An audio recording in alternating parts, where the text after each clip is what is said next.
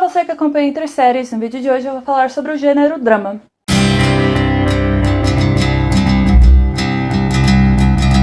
Antes, como sempre, peço aqui para você curtir, compartilhar e se inscrever no canal, caso você não seja inscrito.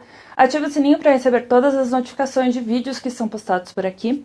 Também peço para você curtir e seguir as redes sociais do site, que estão todos linkados na descrição, que é por lá que você recebe as principais notícias do mundo da TV, do cinema, música, também tem críticas, dicas, vitrine, também tem muitas coisas sobre games e muito mais.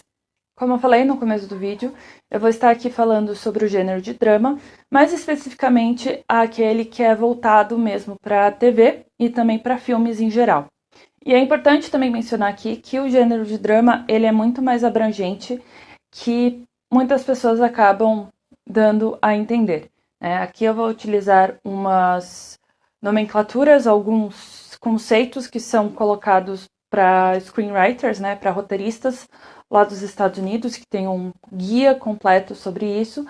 E é bem capaz de eu estar falando sobre outros desses gêneros abrangentes e alguns de alguns subgêneros menores em outros vídeos. Então, o gênero de drama, especificamente, o que é colocado primeiramente para ser considerado um drama e depois colocar, então, esses subgêneros, é um gênero de ficção narrativa em que possui uns tons mais sóbrios em suas narrativas, em seus enredos. E o principal elemento envolvendo esse gênero dramático é a ocorrência de conflitos, sejam eles emocionais, sociais, entre outros, e a resolução deles através, conforme a narrativa vai acontecendo. De alguma forma, tudo que é realizado na TV e também em filmes, em cinema, é considerado drama, Tudo que seja com uma história narrativa fictícia, uma história fictícia, melhor dizendo, é considerado drama. Principalmente porque nisso está colocado, então, que os conflitos, os pontos da história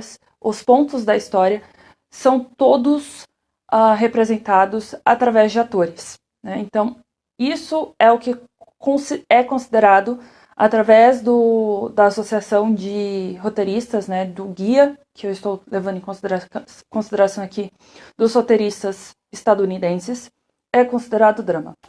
No vídeo de hoje eu vou acabar falando sobre 5 subgêneros do drama e que muita gente acaba não percebendo que pode ter elementos dramáticos e outros têm muita relação com drama, mas acaba entrando em outras subcategorias.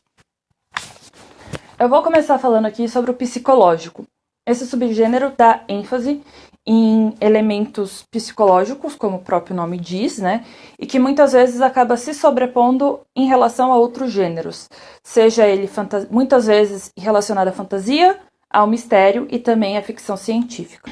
Esse subgênero acaba tendo muita proximidade com o horror e o thriller, que tem esses elementos mais psicológicos. E esse subgênero acaba focando bastante exatamente nas condições humanas e esses efeitos psicológicos.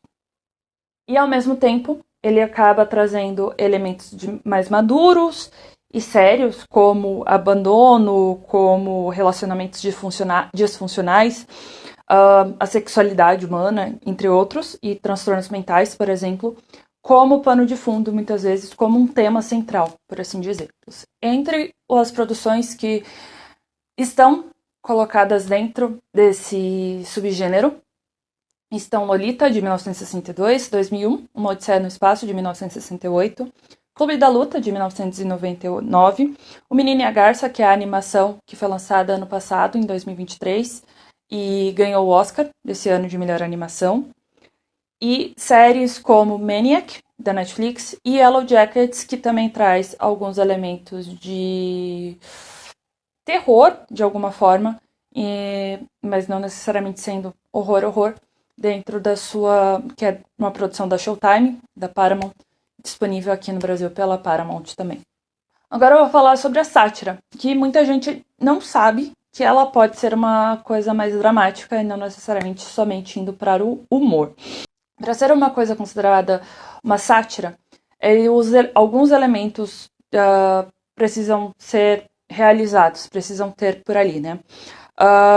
Geralmente as histórias possuem temas mais políticos, religiosos e sociais, e por muitas vezes essas produções acabam sendo chamadas de controversas por exatamente xingarem, né, elas questionarem bastante algumas das situações que estão dentro das conformidades, por assim dizer, daquela narrativa.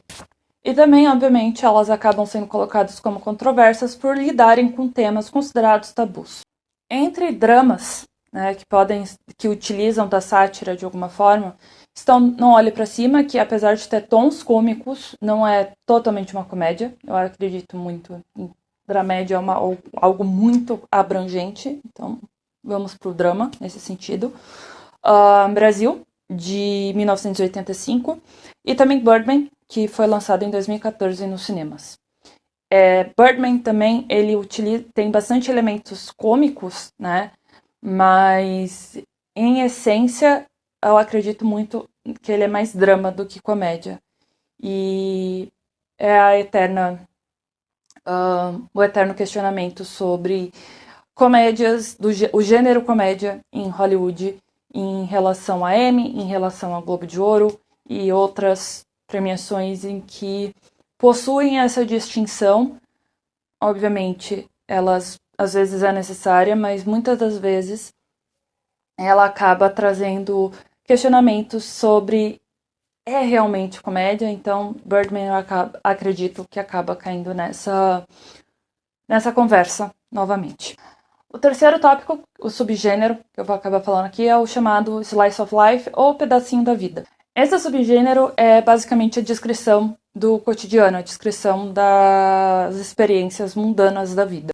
E esse subgênero, ele possui uma divisão um pouco mais expressiva em relação ao teatro. Né? No teatro, o termo é mais utilizado na questão naturalista, enquanto nas linguagens literárias, e isso se dá dentro das produções da TV e também do cinema, ela é colocada como as sequências aparentemente arbitrárias dos personagens, né, e que crescem, né, que vão se moldando, que vão ganhando corpo ao longo, né, da sua duração. Então, assim, sendo assim, ao longo do enredo. E geralmente também traz finais em abertos, porque ali mostra que a vida continua e assim por diante.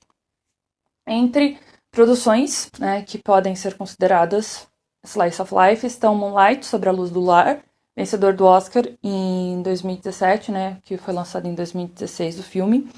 Tem Boyhood, que foi lançado em 2014. E Waitress, que foi lançado o filme em 2007 nos cinemas dos Estados Unidos.